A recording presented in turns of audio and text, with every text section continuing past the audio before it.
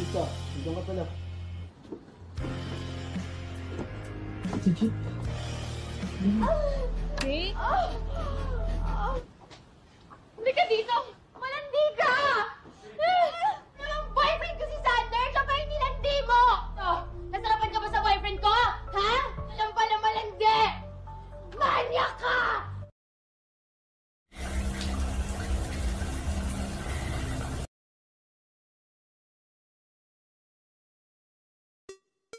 Halo pecinta film dimanapun kalian berada, ketemu lagi dengan saya. Di kesempatan kali ini saya akan membahas sebuah film drama dari Filipina. Film ini mengisahkan tentang seorang gadis muda yang mengidap suatu penyakit langka. Di setiap waktu ia selalu merasa sakne dan tak bisa mengendalikan keinginannya itu. Demi memuaskan hasratnya, ia pun nekat menikmati setiap sahabat prianya. Dan bagaimana akhir petualangannya, langsung saja siapkan kopai lalu nikmati alur ceritanya.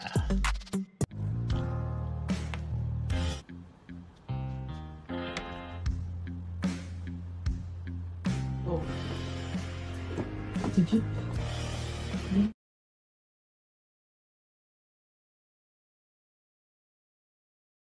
Film berfokus pada seorang gadis muda yang sedang berjalan sendirian. Ternyata ia sedang mencari alamat sebuah tempat kos. Gadis itu bernama Luisa. Di sana ia bertemu dengan seorang pria pemilik tempat kos itu. Ternyata pria itu bernama Arman. Lalu Luisa menanyakan apakah masih ada satu kamar untuknya. Arman pun mengatakan jika masih ada satu kamar untuk satu orang. Lantas ia menyuruh Luisa untuk masuk dan menunggunya di dalam karena ia akan keluar sebentar. Luisa pun segera masuk dan menunggu Arman di dalam, tapi tak diduga di sana ia malah mendengar suara seorang wanita yang mendesak keenakan. Ia pun memberanikan diri untuk mencari sumber suara itu. Tak disangka, di sana ia melihat sepasang muda-mudi yang sedang melakukan anget-anget. Mata Luisa pun tak mampu berkedip melihat pemandangan itu. Di sana ia malah terlihat menikmati pemandangan itu. Lebih parahnya lagi, Luisa malah merasa sakne dan tak mampu menahan rasa itu. Luisa pun mulai mengobok-obok apemnya sendiri, tapi tiba-tiba terdengar suara seseorang yang datang. Ia pun bergegas kembali duduk di kursi. Ternyata Arman telah kembali. Di saat yang sama keluarlah pria yang diintip Luisa. Lalu Arman memperkenalkannya kepada Luisa. Ternyata pria itu bernama Sander. Setelah beberapa saat mengobrol, Arman menunjukkan kamar Luisa dan mempersilahkan jika ia ingin beristirahat. Lalu Luisa pun segera masuk ke kamarnya. Di sana ia merasa sedih teringat akan ibu dan adiknya yang berada di kampung. Karena mereka tak mengizinkan Luisa melanjutkan kuliah di kota. Ibunya khawatir Luisa tak ada yang menjaga di sana.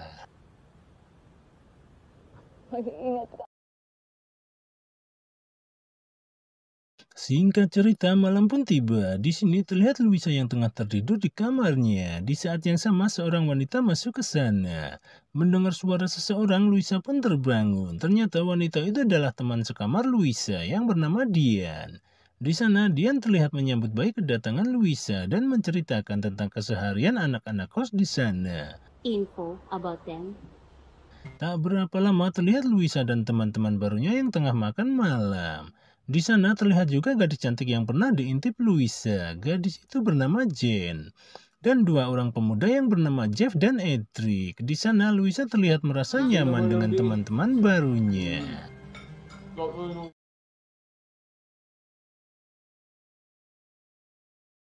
Di hari berikutnya terlihat Luisa yang telah kembali dari kuliahnya. Di depan rumah ia berpapasan dengan Dian. Di sana Dian berniat mengajak Luisa untuk pergi bersamanya.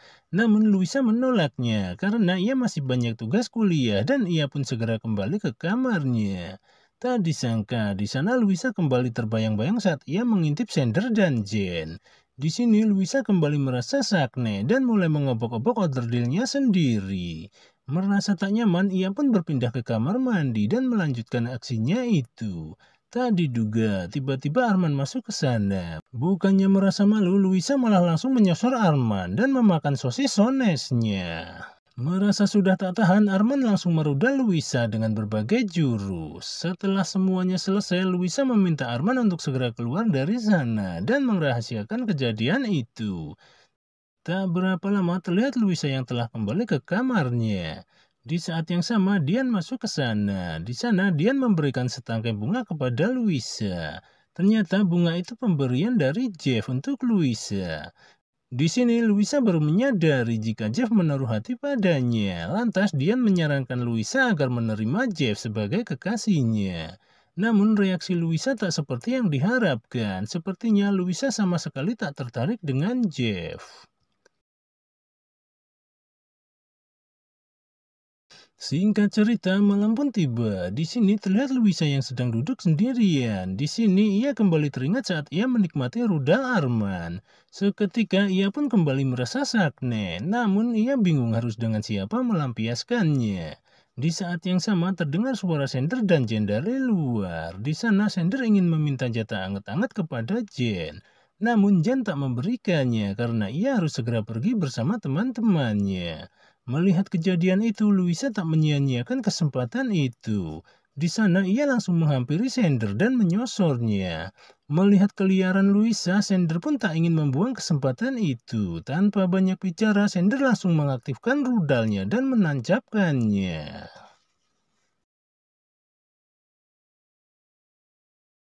Di malam berikutnya terlihat Louisa yang sedang termenung sendirian di kamarnya. Tiba-tiba terdengar suara Dian dan Hendrik yang membuka pintu.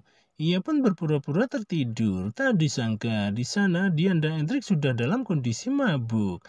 Tanpa memperdulikan keberadaan Louisa, mereka asik beradu cigong. Kemudian Hendrik lanjut merudal Dian.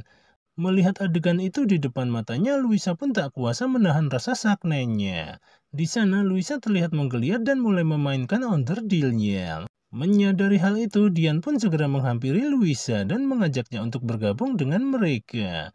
Tanpa berkata sepatah kata pun, Louisa langsung bergabung dengan Dian. Melihat mereka menggeliat di depan matanya, Edric pun tak menyia-nyiakan kesempatan itu dan langsung merudal mereka berdua dengan berbagai jurus.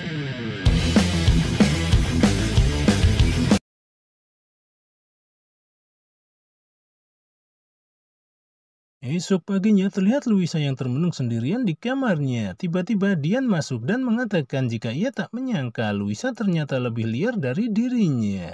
Padahal Louisa dalam kondisi sadar tak seperti dirinya yang terpengaruh alkohol. Mendengar perkataan Dian, Louisa tak bereaksi sedikit pun. Lalu Dian menanyakan kapan pertama kali ia melepas mahkotanya dan dengan siapa ia melakukannya. Namun bukan jawaban yang dia terima. Dian malah melihat Louisa menangis terseduh-seduh. Lantas Louisa mengatakan jika mahkotanya hilang oleh tetangganya. Setelah kejadian itu, ia selalu merasa sakne di setiap waktu. Lebih parahnya lagi, ia melakukannya dengan guru, teman, sepupu, bahkan ayah baptisnya. Di sana, Louisa merasa tak pernah puas dan tak bisa mengendalikan rasa saknenya. Mendengar itu, Dian pun merasa kaget sekaligus kasihan pada sahabatnya itu. Lalu ia memeluk Louisa dan menenangkannya. Di sore harinya terlihat Dian yang pulang dari bepergian. Di sana ia melihat Louisa yang sedang duduk sendirian di tangga. Lalu Dian mengatakan bahwa ia baru saja bertemu dengan psikiater dan mengatakan tentang apa yang dialami Louisa. Mendengar itu, Louisa pun terlihat marah kepada Dian karena ia merasa Dian tak bisa menjaga rahasianya. Lantas Dian mengatakan semua itu demi kebaikannya dan ia meminta Louisa untuk ikut bersamanya menemui psikiater. Karena Louisa mengidap penyakit nymphomania. Bukannya berterima kasih kepada Dian, Louisa malah semakin marah dan meninggalkan Dian. Ayoko malaman ni nanay to. Ayoko! Luisa!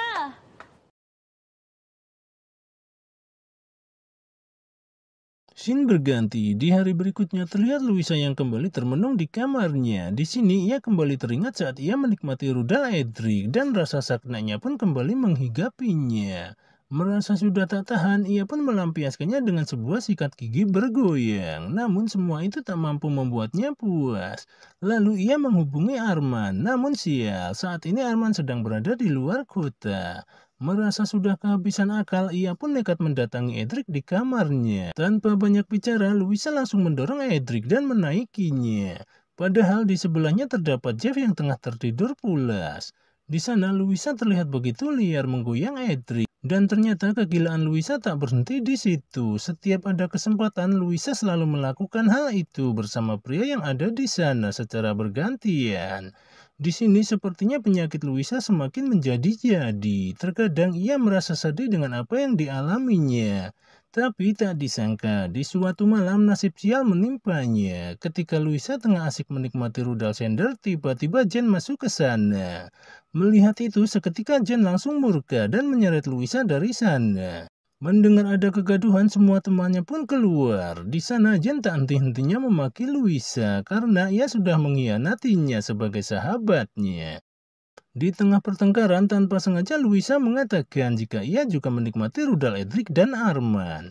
Semua itu bukan karena rasa cinta, termasuk apa yang dilakukannya dengan Xander, bukan karena rasa cinta, dan ia tak ingin merebut Xander dari Jen.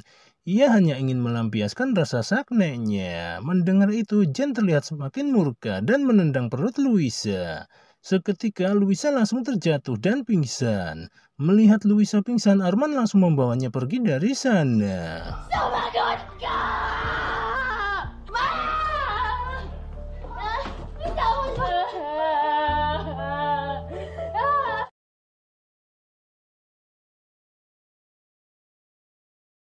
Esok paginya terlihat Jen yang masih marah kepada Xander. Di sana Jen berniat ingin putus dan pindah dari tempat itu. Namun Xander meminta Jen untuk tetap tinggal bersamanya. Di tengah pertengkaran mereka, Luisa terlihat kembali ke sana. Melihat kehadiran Luisa, amarah Jen kembali memuncak dan mengatakan jika ia sekarang bisa memiliki Xander.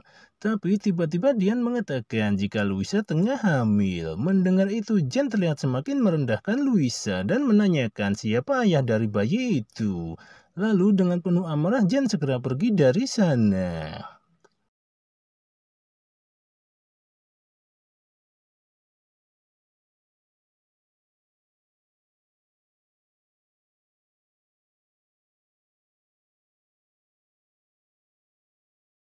Di akhir film terlihat Luisa yang kembali ke rumah ibunya. Di sana ia meminta maaf atas apa yang telah terjadi. Lantas ia menuruti saran Dian dan menemui psikiater agar ia bisa sembuh dari penyakitnya. Dan film pun tamat.